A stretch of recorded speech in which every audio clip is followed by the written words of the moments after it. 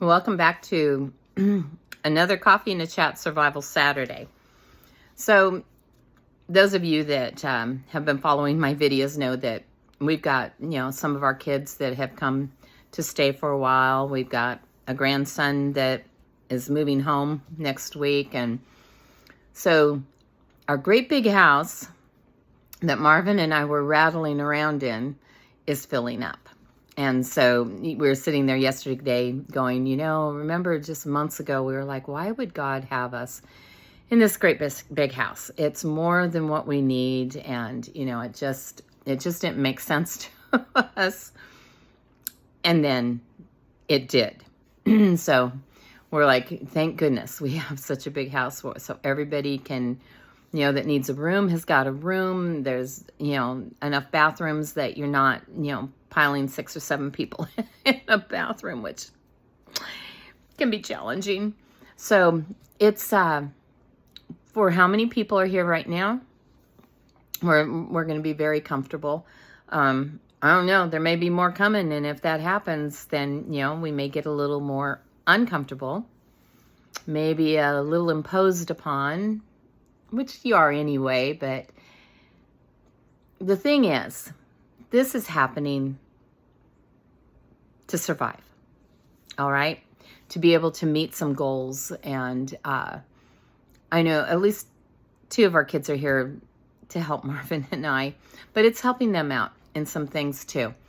And they're just, sometimes life happens to where we need each other. We need each other to get through what we need to get through, to accomplish what we need to accomplish. And sometimes, it's like if somebody doesn't take you home with them and bring you back in, you can end up on the street. And we really don't want that happening. So times are rough for most of us. Some people still seem to be living in a very comfortable bubble. Good for you. But that bubble is probably going to pop because it's the times that we're living in. And, I just am amazed more and more the things that are going on. And I can grab my Bible and go, I know, it's in here. I was just reading about this. Because we are seeing things that were foretold in the Word of God that are happening right now. So if we take the whole Word of God and not just the little pieces we want, and we really look at it and are honest and face the truth, then we know that tough times are coming upon us. They are upon us, and it is going to get tougher. Now, I know, again, there probably just went 5 people unsubscribing because nobody wants to hear that doomsday. But it's not doomsday.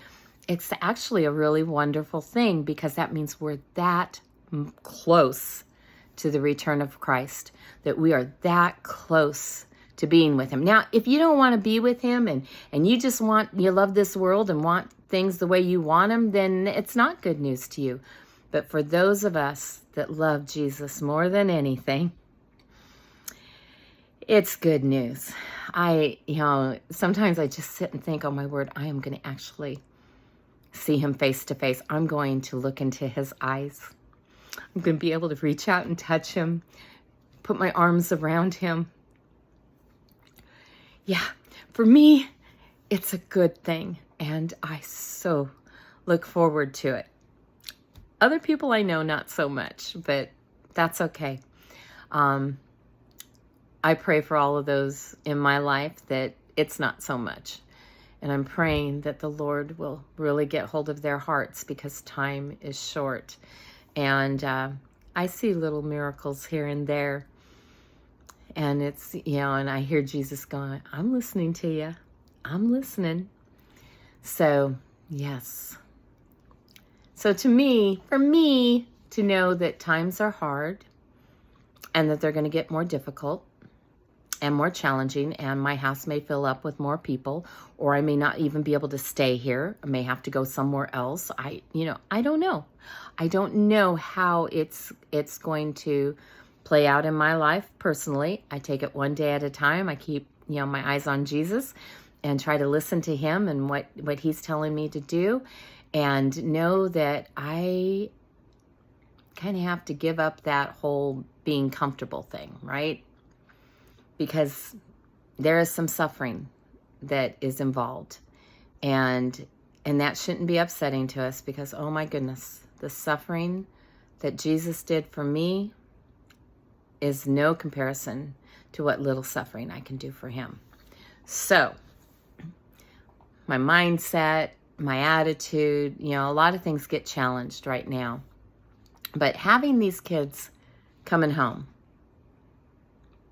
and, because they're all adults now. We're not talking about any little kids. The youngest one is 23, that's coming home. So, and that's our grandson. Everybody is, up there.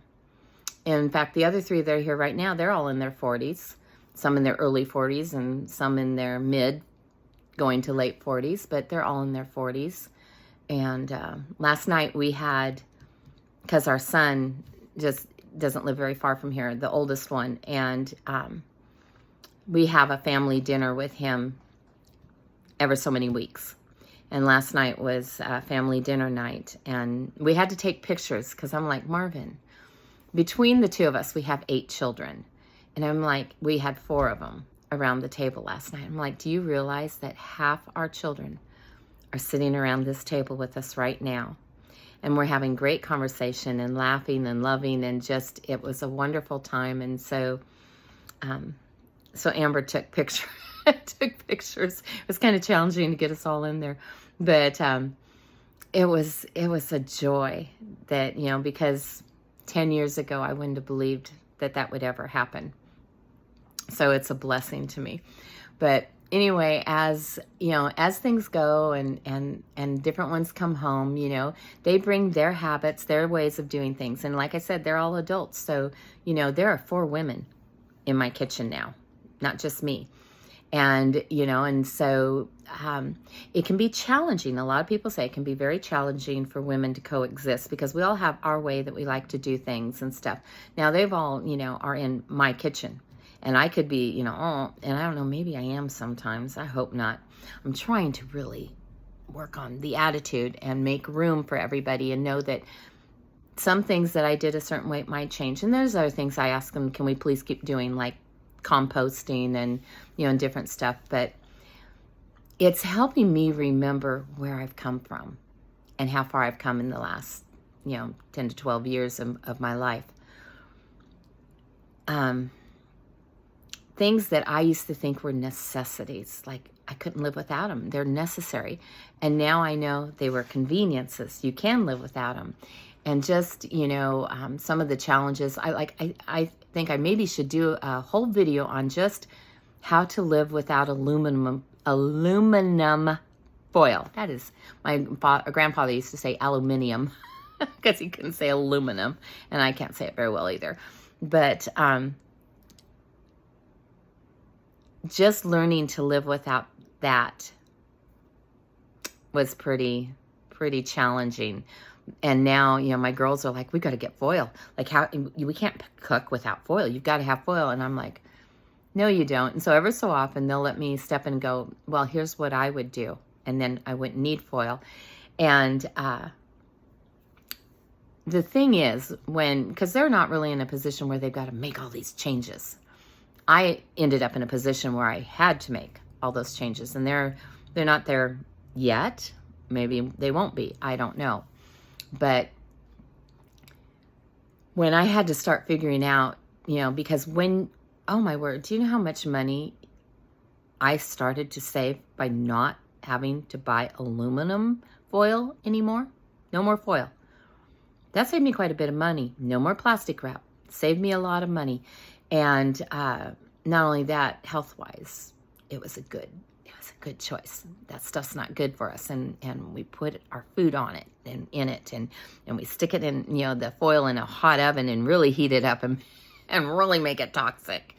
So definitely noticed some differences health-wise too, because now I feel them now, because a lot of the toxins I took out of my house have kind of, they've come back with the kids. And, for now, and that's fine, because I can't demand that they just be like me. but for the most part, most of them, they want to learn this lifestyle more. So they're transitioning and making changes. So I've just been finding the whole experience kind of interesting, because I'm like going, oh yeah, I remember when it was that way. So anyway, all of that. Today, what I want to talk about is leftovers.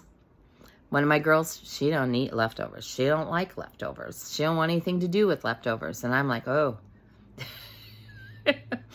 that's going to have to change in you. Because one of the things about living this kind of a lifestyle where, you don't have the money to go get every little thing, and you don't know if you're going to be able to afford certain things, you have to make what you have last.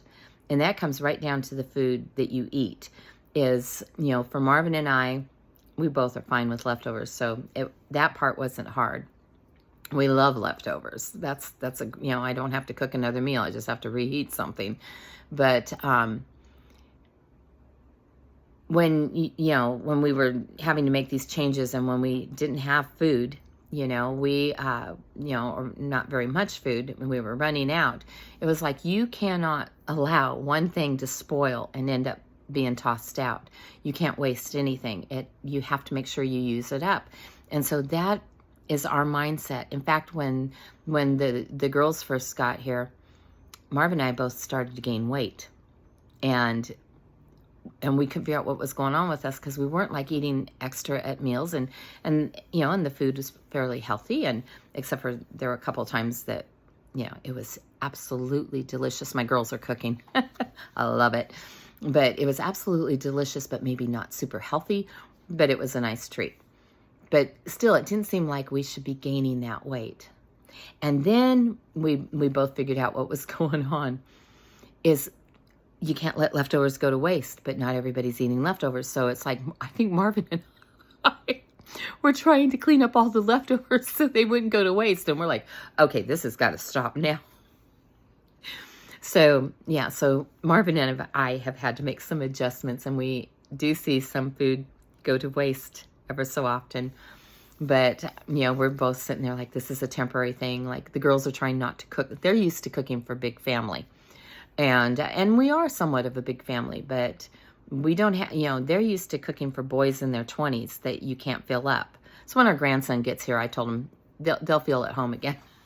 But, they're used to feeding lots of kids and all their friends that come with them. And, and so, Amber made spaghetti one night, and she's like, I think there's enough to feed the whole, all your neighbors too. But we didn't, there's some of those things, you can freeze them and save them for later or whatever. But what I want to talk to you about with leftovers is another thing. And that is, if is repurposing them, that they don't have to just be what they were. Because sometimes, we'll end up with a container with just a few spoonfuls of this, and another container with a few spoonfuls of that. And and Marvin is so funny, because he's always like, let's just mix it all together and make a meal out of it.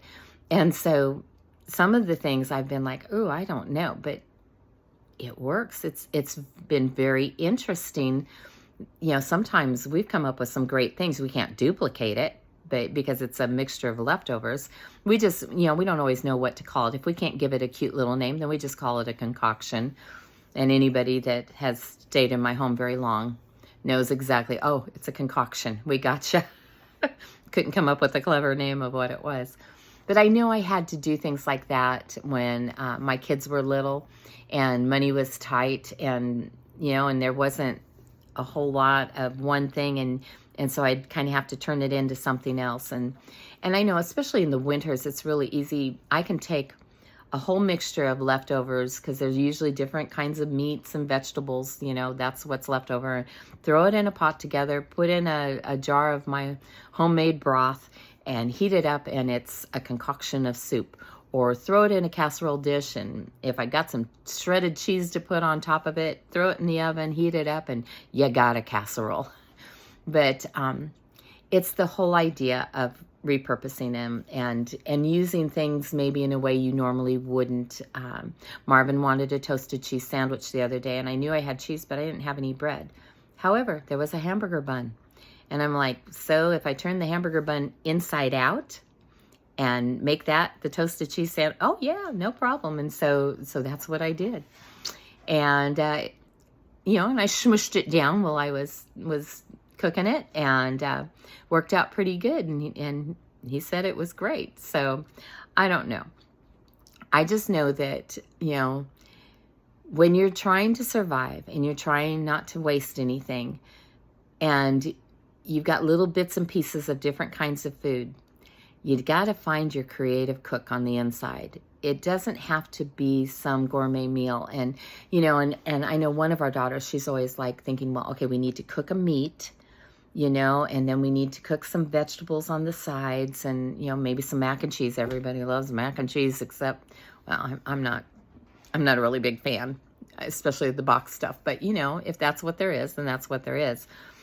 And it's like, Marvin and I, it's like we just make a one dish meal, so we might have some vegetables and cut up a little bit of meat in there, and, and the odds and ends, there's a little cheese left over, throw that in. There's a little this, there's a little that.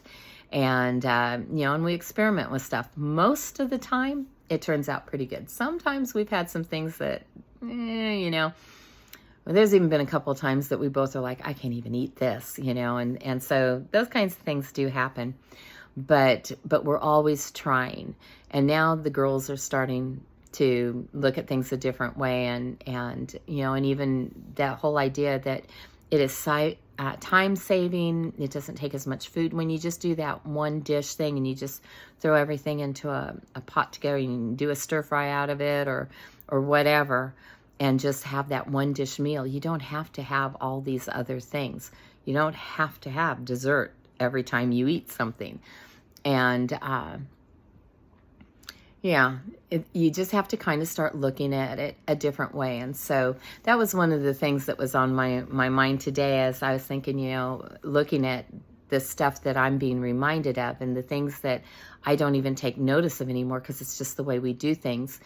And it's like, okay, this leftover thing, In fact, I was reading up some stuff about leftovers and the history of leftovers. Believe it or not, you can find anything on the internet. But I have some old books too. Do you know that what they used to eat for breakfast when they got up was whatever was left over? 100 years ago, it was whatever didn't get eaten for dinner the night before is what they ate when they broke their fast, when they ate their first meal of the day.